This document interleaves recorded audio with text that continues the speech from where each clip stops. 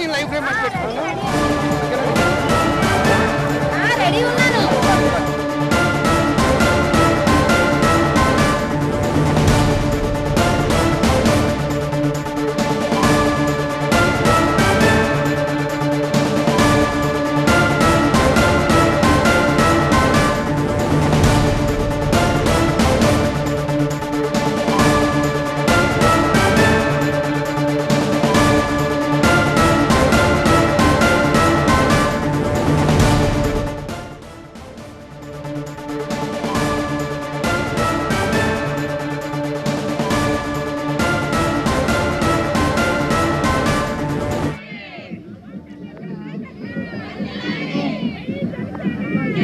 Mangalagiri party office నుంచి బయలుదేరినటువంటి పవన్ కళ్యాణ్ మరి కాసేపట్లోనే సచివాలయానికి చేరుకోనున్నారు. ప్రజెంట్ మనం వెంకయ్యపాలెంలోని ఉన్నటువంటి సీడ్ యాక్సెస్ రోడ్ దగ్గర ఉన్నాము. ఇక్కడ చూస్తే కనుక పవన్ కళ్యాణ్ కి భారీ స్వాగతం పలికేందుకు కూడా భారీ ఎత్తున ఏర్పాట్లు చేశారు. అటు వీర మహిళలు అండ్ అలాగే అమరావతి రాజధాని రైతులు అండ్ అలాగే జనసేన, బీజేపీ, టీడీపీ కార్యకర్తలందరూ కూడా పెద్ద ఎత్తున ఇక్కడ చేరుకున్నారు. మనం చూస్తే కనుక విజువల్స్ లో క్లియర్ గా అర్థమవుతుంది.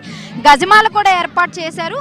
ఉదయం హైదరాబాద్ నుంచి మంగళగిరికి చేరుకున్నటువంటి పవన్ కళ్యాణ్ మొదటగా విజయవాడలో తనకు కేటాయించినటువంటి ఇరిగేషన్ క్యాంపు కార్యాలయాన్ని సందర్శించడం జరిగింది. సో అక్కడ అధికారులందరితో కూడా భేటీ అయ్యారు. అధికారులందరినీ కూడా పరిచయం చేసుకున్నారు. పోలీసుల నుంచి గౌరవ వందనం స్వీకరించిన తర్వాత తన కార్యాలయం మొత్తాన్ని కూడా విజిట్ చేసి అక్కడ నుంచి నేరుగా పార్టీ ఆఫీస్కి చేరుకున్నారు. ఇప్పుడు మరి కాసేపట్లోనే ఇప్పటికే మంగళగిరి పార్టీ ఆఫీస్ నుంచి పవన్ కళ్యాణ్ బయలుదేరారు. ఇంకాసేపట్లోనే సచివాలయంకి చేరుకుంటారు.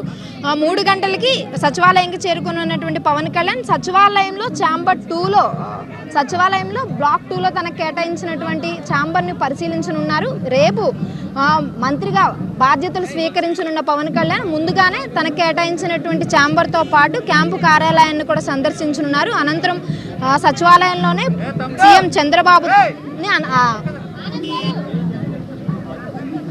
మర్యాదపూర్వకంగా భేటీ కానున్నారు.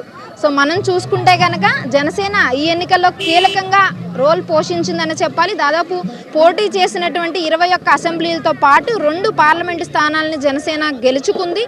దాదాపు అన్ని చోట్ల కూడా భారీ మెజార్టీతో 70-80 వేల మెజార్టీతో జనసేన విక్టరీ సాధించిందని చెప్పాలి. సో ఆ నేపథ్యంలోనే ఏపీ ఎన్నికల్లో ఈసారి జనసేన ఏదైతే కూటమికి ముందు మొత్తం అందరూ పొత్తు మీదకి రావడంతో పాటు ఎన్నికల్లో కీలక రోల్ పాటించడమే కాదు, ఎన్నికల తర్వాత కూడా అధికార భాగస్వామ్యంతో పాటు ఏదైతే ప్రతిపక్ష హోదా కూడా జనసేనకే వచ్చినటువంటి పరిస్థితి కనిపిస్తుంది. కాబట్టి కూటమిలో చంద్రబాబు నాయుడు సీఎంగా ఉండి తనతో పాటు సమానంగా డిప్యూటీ సీఎంగా పవన్ కళ్యాణ్కి హోదా కల్పిస్తూ ఉన్నారు. ఇక తనకి ఎంత ప్రాధాన్యత ఇస్తున్నారు పవన్ కళ్యాణ్కి అనేది గత 4 రోజులుగా ఉన్నటువంటి పరిస్థితి చూస్తేనే మనకు క్లియర్గా అర్థమవుతూ ఉంది. ఓవరాల్గా మనం చూసుకుంటే కనుక ఈ ఎన్నికల్లో కూటమి ఘన విజయానికి భారీ మెజార్టీకి కారణం కూటమి అనే చెప్పాలి. దీనికి సంబంధించి ప్రస్తుతం మనతో మాట్లాడడానికి ఉన్నారు. మేడం చెప్పండి, ఎలాంటి ఏర్పాట్లు చేశారు ఏంటి?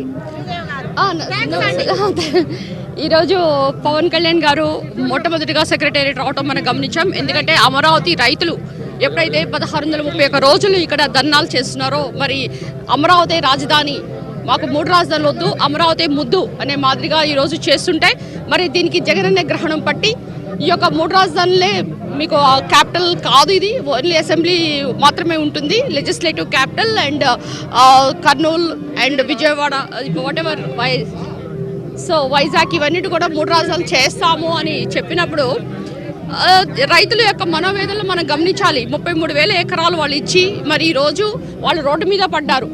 మరి అలాంటప్పుడు అధికార పార్టీలో ఉన్న ఎమ్మెల్యే, నేను కూడా ఎమ్మెల్యే పదవి వదులుకొని మరి వీళ్ళకి మద్దతుగా నేను నిలబడటం జరిగింది. ఈరోజు రైతుల కష్టం మనకి వృధా కాలేదు.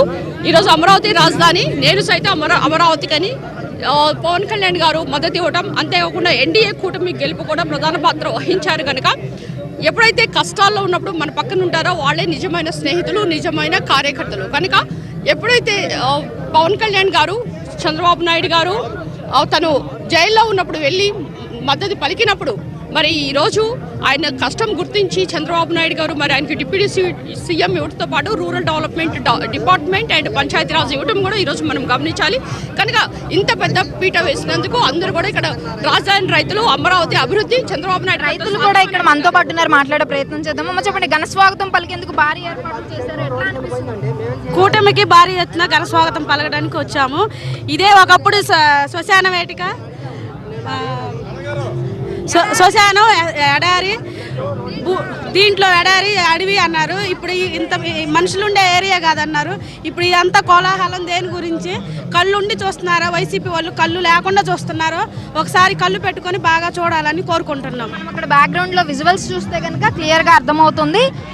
ఇంకా కాసేపట్లోనే పవన్ కళ్యాణ్ ఇటువైపుగా చేరుకొని ఉన్నారు. సీడ్ యాక్సెస్ రోడ్ నుంచి డైరెక్ట్ మనం ఏదైతే రూట్ చూస్తున్నామో ఈ రూట్ మ్యాప్ ద్వారానే పవన్ కళ్యాణ్ సచివాలయంకి చేరుకొని ఉన్నారు. దీనికి సంబంధించి భారీ ఎత్తున గజమాలతో పాటు రోడ్ మొత్తం కూడా బంతిపూలు చల్లి మరీ ఘనంగా ఏర్పాట్లు చేశారు.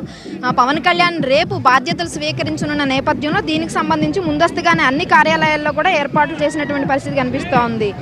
గ్రామాల్లో మౌలిక వసతులు అండ్ అలాగే కల్పన త్రాగునీరు అందించడం పైన ప్రత్యేక దృష్టి పెడతామని పవన్ కళ్యాణ్ ఇప్పటికే చెప్పడం జరిగింది. రాష్ట్ర ఉప ముఖ్యమంత్రిగా పవన్ కళ్యాణ్ నిర్వహించేటటువంటి శాఖలకు సంబంధించి జనసేన సిద్ధాంతాలకు అనుగుణంగా అవి ఉన్నాయని చెప్పి కూడా పవన్ కళ్యాణ్ హర్షం వ్యక్తం చేయడం జరిగింది. దీనికి సంబంధించి ఓవరాల్గా ముందస్తుగానే ఎన్నికలకు ముందు నేను అన్ని ప్రాంతాల్లో సందర్శించడం జరిగింది, తిరగడం జరిగింది. కాబట్టి నాకు అన్నిటి మీద మినిమం అవగాహన ఉంది. రాబోయే రోజుల్లో దీనికి సంబంధించి పూర్తి స్థాయిలో మరింత అవగాహన తెచ్చుకుని ప్రజలకు చేరువుగా అయ్యేలాగా ప్రజల సమస్యలు తీర్చే విధంగా నేను పోరాటం చేయడమే కాదు, ప్రభుత్వం దృష్టికి ఆ సమస్యలు తీసుకెళ్తూ ప్రభుత్వంలో అధికారిక భాగస్వామిగా ఉన్న మేము ప్రజల సమస్యలు తీర్చడంతో పాటు ప్రతిపక్ష హోదాలో ఉంటూ సమస్యలు తీర్చే దిశగా అడుగులు వేయడానికి కృషి చేస్తామని చెప్పి కూడా పవన్ కళ్యాణ్ చెప్తూ వస్తున్నారు.